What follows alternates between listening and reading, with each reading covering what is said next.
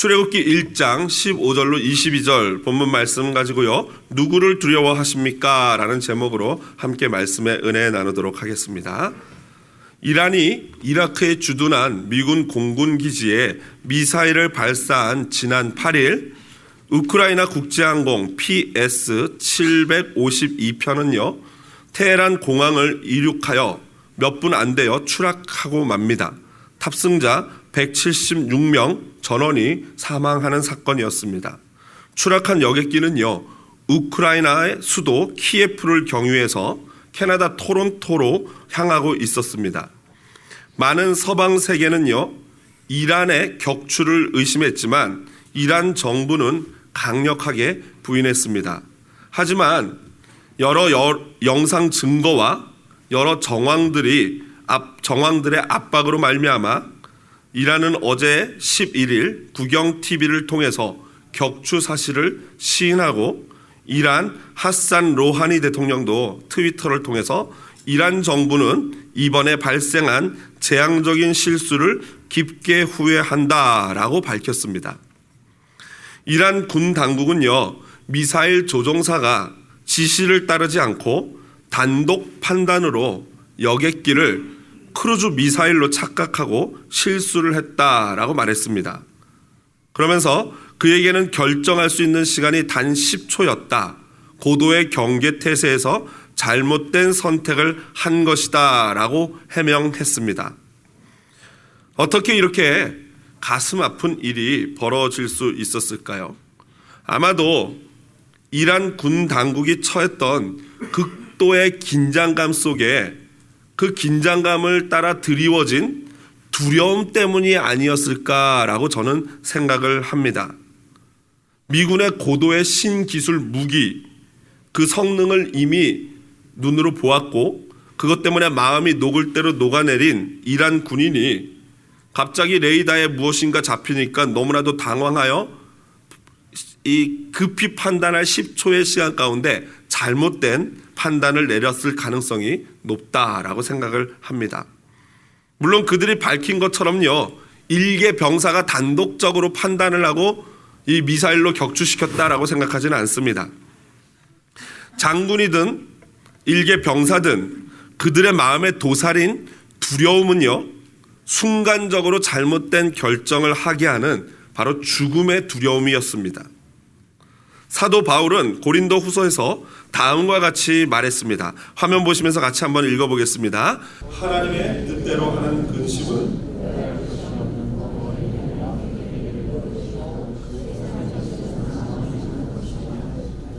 여기에 근심이라는 단어 대신에 여러분 두려움이라는 단어를 한번 넣고 읽어보십시오. 아마 동일한 의미를 볼 수 있을 것입니다. 어떤 두려움은요, 사망을 이루는 두려움이 됩니다. 바로 이란의 미사일 조종사나 그 장군들의 마음에 도사렸던 그 두려움 말이죠. 하지만 어떤 두려움은요, 반대로 생명을 이루는 두려움이기도 합니다. 오늘 제가 여러분들과 나누고 싶은 이야기가 바로 이 생명을 이루는 두려움이 무엇인가? 과연 어떤 두려움이 우리에게 생명을 주는가? 그리고 무엇을 두려워하는 것이 구원을 이루는가? 이것에 대해서 함께 살펴보기를 원합니다. 오늘 본문에는요, 아주 두려운 존재가 등장합니다. 누굽니까? 15절 보십시오. 처음부터 등장하는 존재입니다. 애굽 왕이라는 거예요. 매우 두려운 존재가 아닐 수 없습니다. 바로 나는 새도 떨어뜨리는 권력을 가진 자입니다. 이름은 기록되어 있지 않습니다. 당시 패권을 쥐고 있는 강력한 이 통치자야말로 너무나도 사람들에게 두려운 존재가 아닐 수 없습니다. 그는 지난주에 살펴봤던 실패했던 1차 말살 정책, 그러니까요, 이스라엘 사람들이 너무 애를 쏨풍 잘라니까 원천 봉쇄를 해야 되겠다 해서 힘은 남아돌고 밤은 길고 TV는 없는 그 사람들에게 엄청난 노동력을 부과해가지고 밤에 푹 쓰러져 자게끔 하려는 그런 정책이었죠. 그런데 어떻게 됩니까? 실패했습니다. 그래서 그것보다 훨씬 더 강력한 2차 말살 정책을 가지고 오늘 등장합니다. 그것은 무엇이냐면요, 바로 히브리 산파들에게 히브리 여인들이 해산을 할 때 도와주러 갔다가 아들이 나오면은 바로 죽이고 딸이 나오면은 살려두라라는 명령이었습니다. 이것은 히브리 사람들 손으로 해치우겠다라는 바로의 아주 악한 정책입니다.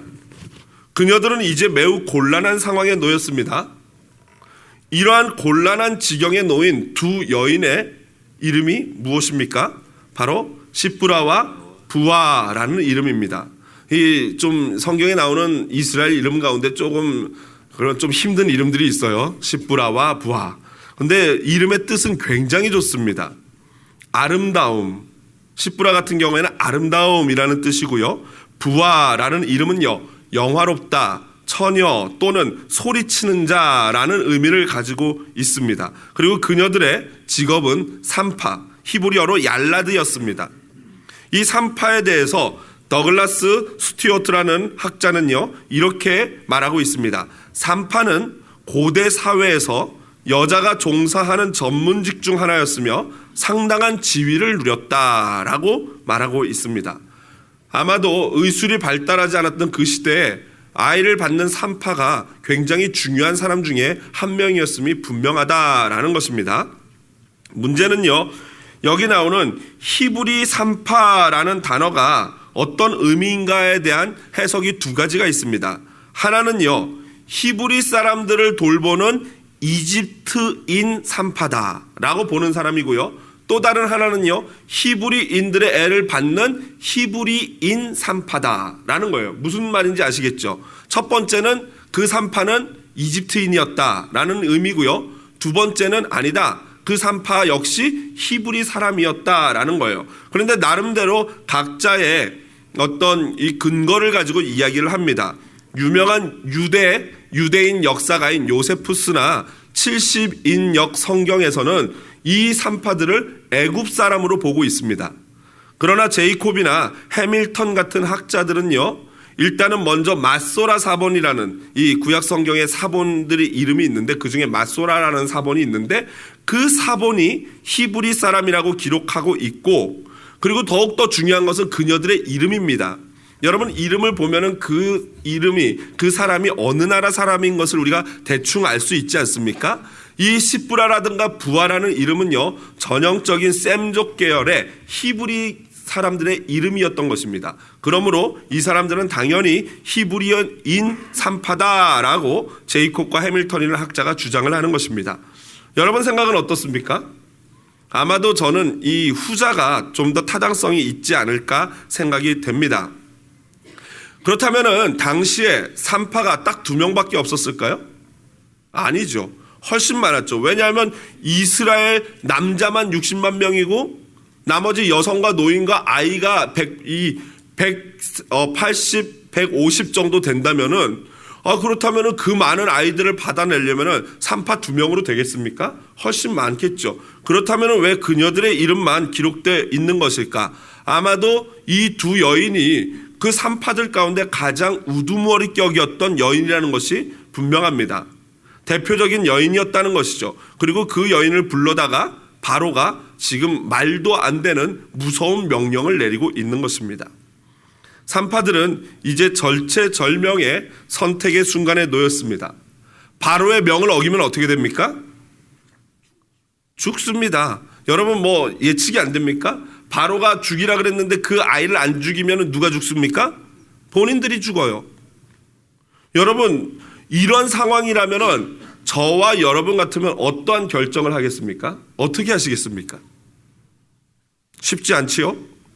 지난번에 제가 이사를 할 때 이제 짐을 다 빼고 이 집을 깨끗하게 청소를 하고 나서 마지막 이제 카펫 청소를, 전문 카펫 청소하는 분을 불러서 청소를 시켰어요. 그래서 이제 그분이 이제 청소를 하기 전에 이제 딜을 하지 않습니까? 그래서 제가 그분에게 물어봤습니다. 얼마예요? 물론 영어로 물어봤습니다. How much? 하고, 저는 영어를 짧게 하는 걸 굉장히 선호합니다. How much? 하고 물어봤어요. 그랬더니 그분이 바로 대답을 안 하고 하면서 이제 계산하는 척을 하더라고요.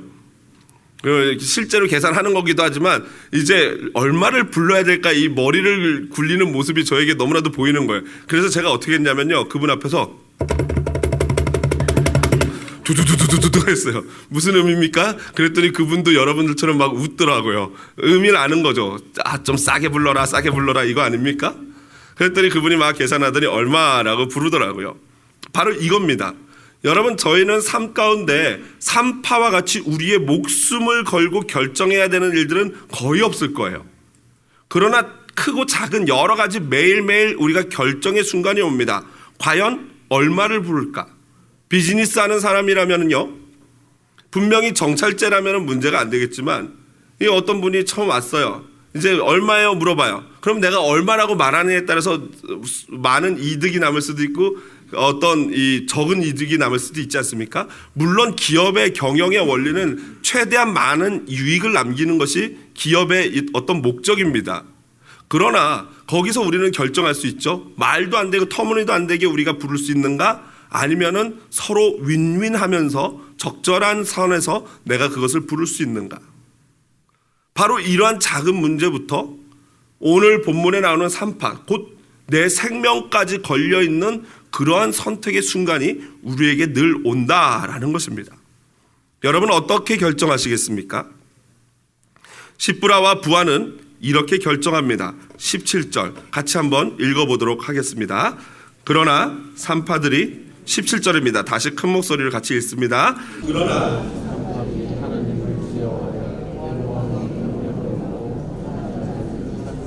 그렇습니다. 이에 대해서 송병현 교수는요, 인류 역사에 기록된 최초의 시민 불복종 사건이다라고 데모라는 거죠. 데모. 그러니까 나라 정책에 공식적으로 반기를 들고 데모하는, 이것은요 왕정 시대에서는 있을 수도 없는 일 아닙니까? 이것은 곧 뭐와 똑같은 거예요? 죽음이에요. 왕의 명령에 불복종하는 건 결국에 죽음이란 말이죠. 그런데 그녀들이 바로의 명을 어기면서 죽음의 공포까지 극복하면서 이렇게 결정하고 대답할 수 있었던 이유가 무엇입니까? 모세는요, 그 이유를 산파들이 하나님을 두려워하여 라고 기록하고 있습니다. 여기서 두려워하여, 두려워하다라는 히브리어 동사는요, 티레나인데요. 이 기본 동사가 티레나라는 이 시제나 이런 것들 뭐 남성형 이런 거 들어간 걸 빼면 기본형이 야레라는 단어예요. 야레. 그거 역시 두려워하다라는 의미거든요. 두려워하다, 경외하다. 그런데 이 두려워하다, 경외하다라는 이 야레라는 단어가 구약 성경에 자그마치 330번이나 쓰입니다.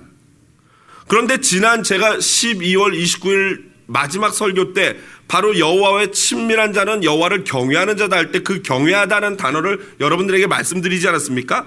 그때 두려움, 경외라는 단어가 이르아라고 알려드렸어요.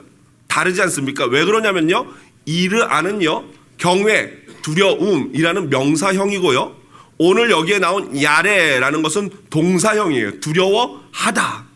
지지난주는 두려움, 경외, 오늘은 두려워하다, 하나님을 경외하다라는 거예요.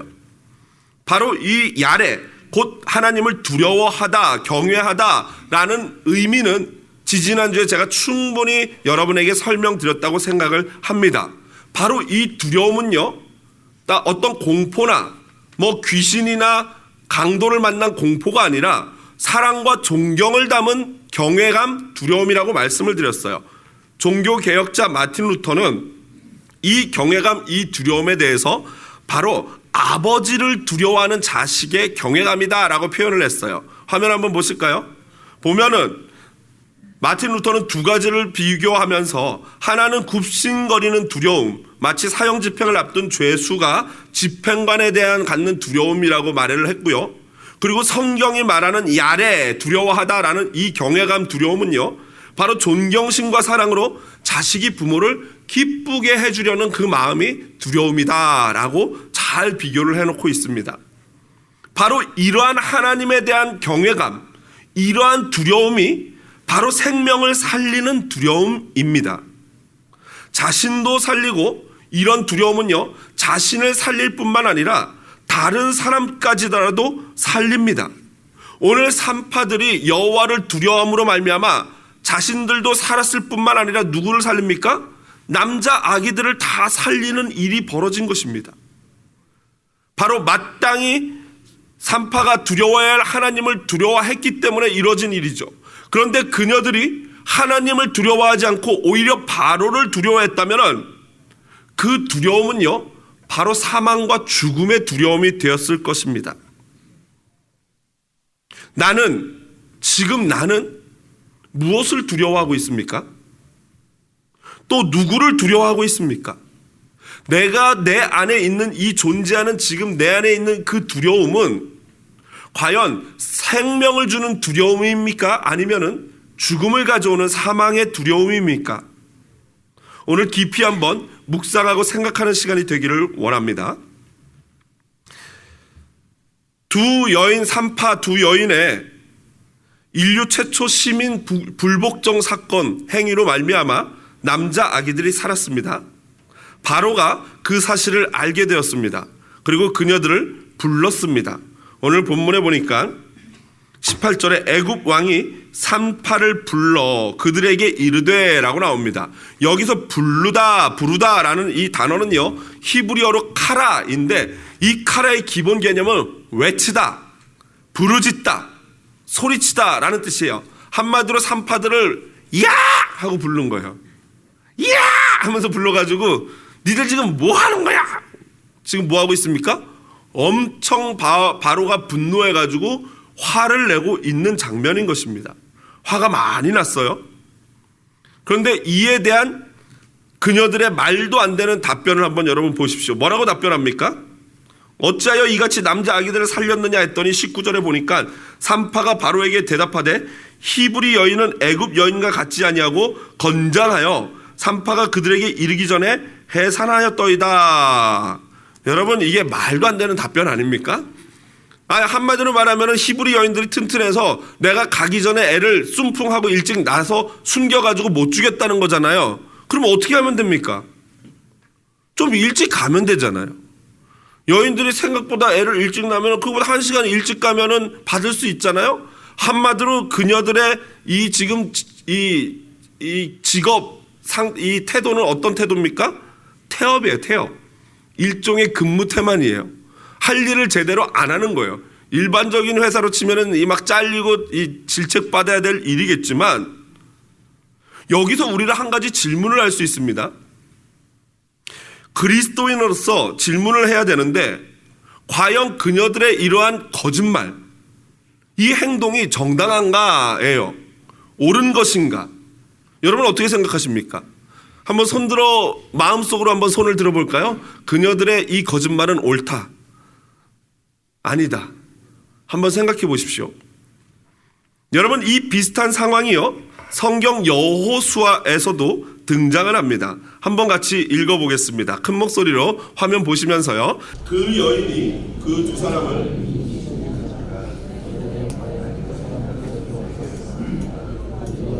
나는 알지 못하였고 그 사람들이 어두워 성문을 닫을 때쯤 되어 나갔으니 어디로 갔는지 내가 알지 못하나 급히 따라가라. 그리하면 그들을 따라잡으리라 하였으나.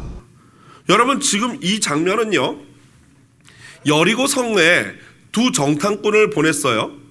그런데 그 두 정탐꾼이 발각이 돼가지고 막 도망가다가 기생 라합의 집에 들어가게 됐거든요. 근데 라합이 그 두 정탐꾼을 숨겨줍니다.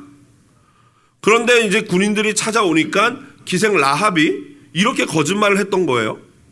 그리고 나서 그 정탐꾼들과 계약을 하죠. 너희가 이 여리고성을 칠 때 우리 집만큼은 살려달라. 그러니까 정탐꾼들이 약속을 합니다. 창문에다가 이 빨간색 깃발을 걸어두면은 너희가 살 것이다. 그리고 실제로 삽니다. 그리고 그 정탐꾼 중에 한 명과 그 기생 라합은 결혼을 하지요. 그리고 그 기생 라합이 애를 낳고 하다가 신약 시대에 와서 난 아기 중에 한 명이 누구예요? 예수 그리스도예요. 그러니까 한마디로 거짓말한 기생이라는 이 라합이라는 여인이 예수님의 이 족보에 들어가게 되는 것입니다. 여러분, 이게 참 아이러니하지 않습니까? 오늘 본문에 나오는 산파들이나 기생 라합처럼 소위 하얀 거짓말을 하는 자에게 하나님이 지금 은혜와 축복을 베푸시고 계시다는 것입니다. 이것이 과연 옳은 일일까요? 그래서 일부 학자들은요, 산파들이 거짓말을 한 것이 아니다, 다만 모든 진실을 말하지 않았을 뿐이다 라고 눈 가리고 아웅합니다. 그런데 분명한 것은 거짓말은 거짓말이거든요. 그런데 하나님은 그녀들에게 복을 주셨단 말입니다. 왜 그럴까요? 첫 번째로 두 가지 이유에서 이 일이 정당합니다. 첫 번째는 뭐냐면요, 하나님이 그녀들이 거짓말을 했기 때문에 복을 주신 게 아니라는 거예요. 거짓말을 잘 넣어 거짓말 기가 막히다, 야 여우주연상감이다 이래가지고 복을 주셨다는 게 아니에요. 거짓말 때문에 복을 주신 게 아니고 뭐 때문에 복을 주셨습니까? 거짓말을 할 정도로 하나님을 경외하고 두려워하는 그녀들의 삶에 하나님이 지금 복을 주시고 있다라는 거예요. 두 번째로, 모든 도덕과 윤리의 가장 기본적인 바탕이 뭐예요? 바로 여호와를 경외하는 마음이에요. 여호와를 두려워하는 그 마음이 우리 인간 세계에 있는 모든 도덕과 윤리의 근간이 된다는 이야기입니다. 지금 오늘 본문에 나오는 산파들은요, 자신들의 유익을 위해서 거짓말을 하고 있는 것이 아니에요. 바로 하나님을 경외하고 두려워하는 마음 때문에, 누구보다도요, 바로보다도 더 하나님을 무서워하고 두려워하기 때문에 그래서 거짓말을 하고 있는 것이다 라는 것입니다. 그리고 이 하나님을 두려워하는 이 근본적인 마음이야말로 가장 선한 정의고 도덕이고 윤리다라는 거예요. 아니, 원래 하나님은요, 우리 인간 세계에 있는 우리 인간들이 배우고 습득해서 이게 정의다, 이게 도덕이다, 이게 윤리다 라고 하는 그 모든 인간들이 알고 있는 모든 선, 그 위에 계시는 분이 하나님이에요. 그래서 하나님을 절대 선이라고 합니다. 그렇기 때문에 하나님이 하는 모든 일은 다 옳고 모든 일은 다 선하신 거예요. 그래서 여러분, 구약 성경에 보면은 때로는 믿지 않는 불신자들이 우리 기독교를 굉장히 폄하할 때 가장 걸려하는 부분이, 구약에서 걸려하는 부분이 그런 거거든요. 아니, 너희 하나님은 어떻게 죄 없는 불쌍한 아기나 여인들까지도 다 죽이라고 명령할 수가 있냐? 그게 과연 선한 신이냐? 라고 말을 합니다. 그러나 우리가 그 왜 그런지를 정확히 말할 수는 없지만, 물론 신학적으로 말씀드릴 수 있지만 시간상 나중에 그걸 다시 말씀드리고, 하나님이 하시는 거는 모든 게 다 선이에요. 그렇기 때문에 인간이 판단할 때 이거는 도덕적으로 좀 그런데 라고 할지라도 하나님이 명령하시고 하나님을 더 우선으로 하는 거라면 그게 옳은 거예요. 그런데 여러분 아셔야 될 게, 그게 바로 구약의 성경이, 지금 우리가 보는 성경이 완성되어지기 전 이야기예요. 오늘날에는 그 하나님 성경을 기본으로 한 인간 세상에 법이 있어요. 헌법이 있어요. 법률들이 있어요. 그렇기 때문에 오늘날에는 하나님이 이러한 명령을 안 하시죠. 왜냐하면 이미 하나님의 뜻은 성경을 통해서 이 땅에 다 전달되어졌기 때문에 우리는 성경을 보고 이것에 입각해서 판단을 하면 되는 거죠. 그러나 이때 당시에는 성경이 없어요. 법이 없어요, 한마디로. 그때 진짜 법은 하나님의 말씀 자체가 법이 되었던 것입니다. 그러므로 하나님 편에 서는 것은 항상 옳은 겁니다. 고민할 필요가 없어요. 이거는 지금도 변함없는 진리입니다. 그러면 어떤 분은 저에게 이렇게 질문할 거예요. 목사님, 그러면 하얀 거짓말 해도 돼요? 오늘부터 거짓말 해도 돼요? 라고 이러면서 약간 놀리면서 물어볼 거예요. 제가 허락해 드립니다. 다음 두 가지 조건만 충족되면은 거짓말 하십시오. 새로운 목사가 탄생하고 있습니다. 거짓말 하라는 목사. 이 두 가지 조건이 대신 충족돼야 됩니다. 첫 번째, 내가 거짓말하다 들키면 죽을 각오까지 돼 있다. 여러분, 거짓말하다가 내가 들키면 죽을 각오 돼 있으시면 거짓말 하십시오. 두 번째, 100% 이 거짓말은 나를 위한 게 아니고 하나님을 경외하고 두려워하는 마음에서 나오는 거짓말이다. 이럴 때는 거짓말 하셔도 하나님이 축복하실 줄로 믿습니다. 아멘이에요. 이거는 아멘이에요. 거짓말하는 자가 아닌 거짓말하기 때문에 하나님이 축복하는 게 아니라 이 죽을 각오로 하나님을 위해서 거짓말할 정도의 하나님을 사랑하고 이 경외하는 삶의 태도를 가진 그에게 하나님이 축복하신다라는 것입니다. 자, 그렇다면은 그렇게 하나님을 경외하는 자들이 누리는 축복이 무엇일까요? 도대체 그렇게 죽기를 각오할 정도로 나 이거 하나님을 위해서 이런 일을 하다가 내가 죽어도 괜찮다라고 각오하고 그 위험을 무릅쓰고 바로를 속일 정도의 이러한 일을 하는 자들이 누리는 축복이 무엇인가? 첫 번째로는요, 성경에 그의 이름이 기록되어집니다. 아멘이지요. 아멘이죠. 여러분 성경 보십시오. 지금 모든 걸 다 가졌고 권력을 누리고 사람을 죽이려고 명령하는 애굽의 왕 바로 이름이 있습니까? 없습니까? 성경에 이름이 없어요. 안 나와요. 누군지 몰라요. 개똥인지 소똥인지 말똥인지 몰라요. 학자들이 그래서 그게 누군지 찾느라고 굉장히 고생스러운데, 그런데 여러분 그 보잘것없는 두 여인, 여러분 성경 아시다시피 성경은요, 여자는요 숫자에 안 들어가요. 그래서 이 이스라엘이 60만 명이다라고 말하는 것은 걸어다니는 남자 성인을 얘기하는 거고, 나머지 어린아이나 여성이나 노인들은요 숫자에 안 들어가요. 그래서 실제로 200만 명 정도일 것이다라고 예측한다고 말씀드렸죠. 그런 숫자도 안 들어가는 존재가 여성인데 그 여성 두 여인의 이름이 당당하게 여기 성경에 기록되어 있습니다. 여러분 이것만으로 이 성경은 영원한 거 아니겠습니까? 주님 오시기까지 이것만으로 몇천 년 동안 그 본인의 이름이 성경에 기록된다는 것은 엄청난 축복이에요. 여러분 성경을 보실 때 여성의 이름이 기록되어 있으면 그 성경은 그 부분은 자세히 보십시오. 분명히 그녀는 아주 나쁜 여자이거나 아니면 진짜 좋은 믿음의 여인일 것입니다. 여러분 그 여인의 이름이 나오면 여자 이름이 나왔네 하고 자세히 보시면 재밌습니다. 여러분 그런데 문제는요, 우리가 이렇게 성경에 기록되고 싶은데 이제 기록될 수 있습니까? 없습니까? 이미 성경은 클로즈 했어요. 내가 열심히 하나님 섬겨가지고 성경에 이름이 기록되겠다 이러면 이단이 됩니다. 그러면 이제 우리는 어떤 방법이 있는가? 다니엘서 한번 볼까요? 다니엘서 12장 3절입니다. 화면 보시면서 같이 큰 목소리로 읽어보겠습니다. 지혜 있는 자는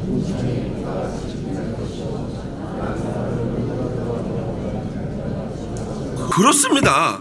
지금 여기서 말하는 지혜 있는 자, 옳은 대로 돌아오게 하는 자가 결국에는 여호와를 경외하는 자와 이퀄이에요. 한마디로 여호와를 경외하는 자는 하나님이 뭐라고 약속하십니까?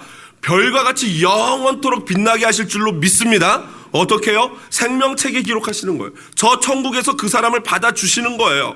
한마디로 하나님이 그 하나님을 경외하는 자들은 하늘의 별처럼 반짝반짝 빛나게 하신다는 겁니다. 얼마나 놀랍고 영광스러운 일입니까?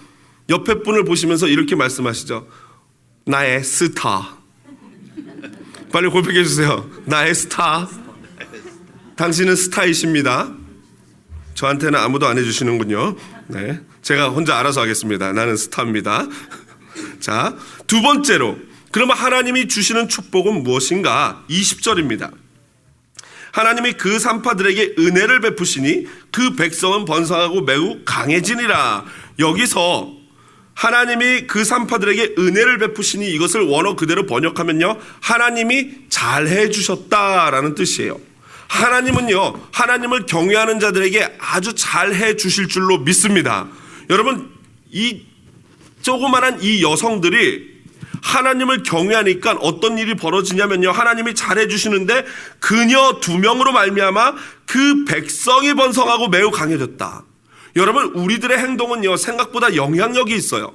나 같은 사람이, 나 같은 여자가, 나 같은 아이가 뭘 하겠어, 이게 아니라 진짜로 여성이든 노인이든 아이든 그게 남성이든 상관없이 여호와를 경외하는 자의 행동은요, 그의 삶은요 알 수 없게 모르게 주변에 있는 모든 사람들에게 큰 영향력을 끼치는 거예요.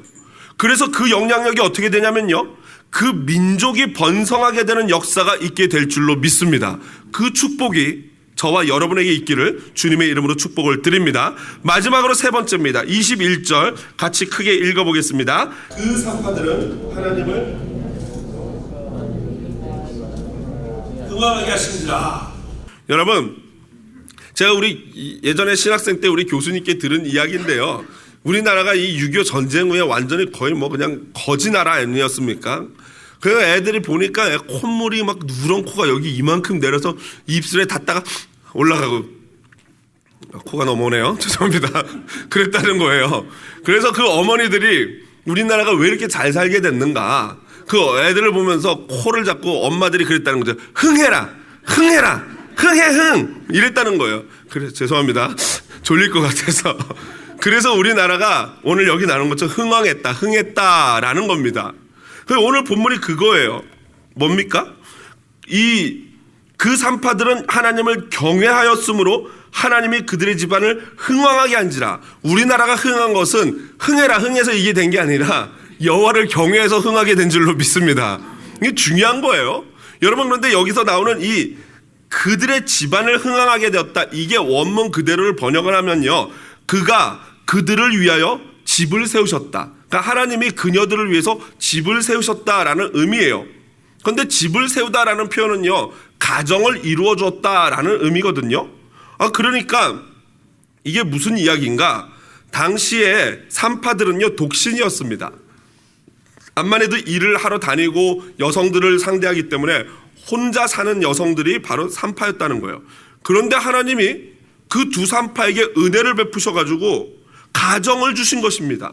남편을 주시고 심지어 자녀까지도 주셨다는 거예요. 이게 왜 신기하냐면요, 암만 해도 아까 말씀드렸지만 산파 중에 우두머리라면요, 꽤 나이도 있는 그런 분일 가능성이 많거든요. 그런데 하나님이 은혜를 주셔서 남편을 만나고 가정을 이뤘다는 거예요. 자, 그렇다면은 지금 현재 우리는 이렇게 질문해야 됩니다. 그렇다면 가정이 없고 자녀가 없는 자들은 축복을 못 받은 것인가? 그렇지 않아요. 성경을 보면은 고린도전서 7장 7절에 보면은 사도 바울이 이렇게 말씀하셨죠. 같이 한번 읽어보겠습니다. 나는 모든 사람이 원하노라. 그러나 각각 하나님께 받은 자기의 은사가 있으니 이 사람은 이러하고 저 사람은 저러하니라. 구약 시대에는 결혼 잘하고 아이 많이 낳고 돈 많으면 하나님께 축복받은 것을 상징적으로 드러나는 외적인 모양이었어요. 그러나 신약시대에 들어와서는 그거는 어디까지나 상징이었던 것이고, 진짜 축복은 모든 복의 근원 되시는 예수를 모시고 있는 것, 이게 진짜 가장 큰 축복이었다라는 것이 지금 이 신약시대에 들어와서 우리가 새롭게 깨닫는 축복의 원래 의미예요. 그렇기 때문에 사도 바울은요, 나는 모든 사람이 나와 같기를 원하노라, 이 말이 의미는, 사도 바울이 지금 독신 아닙니까? 말씀 좀 보여주세요. 사도 바울이 나는 모든 사람이 나와 같기를 원한다, 이거는요, 본인이 독신이기 때문에 나처럼 하나님만 경외하고 하나님 사역만 하고 하나님 일을 하는 것이 최고다, 그게 최고의 축복이다 라고 말하는 거예요. 그러나 하나님께 받은 은사들이 다양하기 때문에 나처럼 독신의 은사를 받은 자들도 있지만 그렇지 않은 자들도 있고, 이 사람은 이러하고 저 사람은 저러하니까 뭐든지 다 가능하고 무엇이든지 축복이다라는 거예요. 한마디로 가정이 있건 없건 자녀가 있건 없건 다 오늘날에는 축복받은 것인 줄로 믿습니다. 아멘이지요? 그런데 그렇다면 오늘 이 본문이 말하는 의미는 무엇이냐? 이것은 바로와 대조되는 거예요. 무슨 말이냐면요, 바로라는 그 직책이거든요. 바로는 이름이 아니라 이집트 왕 파라오라고 하지 않습니까? 그걸 바로라고 하는데, 바로의 뜻이 큰 집, 그레이트 하우스라는 뜻이에요. 한마디로 큰 집의 주인인 바로가 명령을 했는데 그 명령을 어겼어요. 그랬더니 더 크신 하나님이 그녀들에게 상을 주시는데, 굉장히 재미난 거죠. 뭐랄까요? 이게 그 바로라는 이름에 걸맞게 그녀들에게 가정을 선물로 주신 것이다 라는 거예요. 이 본문이 말하고 있는 것이 그 바로의 명령을 어겨도 얼마든지 하나님이 그거보다 더한 축복을 주신다라는 것이 오늘 본문이 말하는 거고, 하나님의 일하는 방식인 것입니다.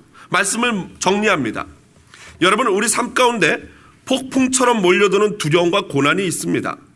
사실 그런 것들을 맞이할 때는 너무나도 두렵고 떨립니다. 분명히 무서운 존재인 것이 분명합니다. 하지만 여러분, 우리는 결정을 해야 합니다. 하나님과 그 두려운 존재나 환경 가운데 내가 과연 무엇을 더 두려워할 것인가? 하나님은요, 오늘 본문을 통해서 분명히 우리에게 오늘 말씀해 주십니다. 당신을 경외하는 자들은 반드시 보호하시고 반드시 축복하실 줄로 믿습니다. 이게 오늘 저와 여러분에게 주시는 하나님의 말씀입니다.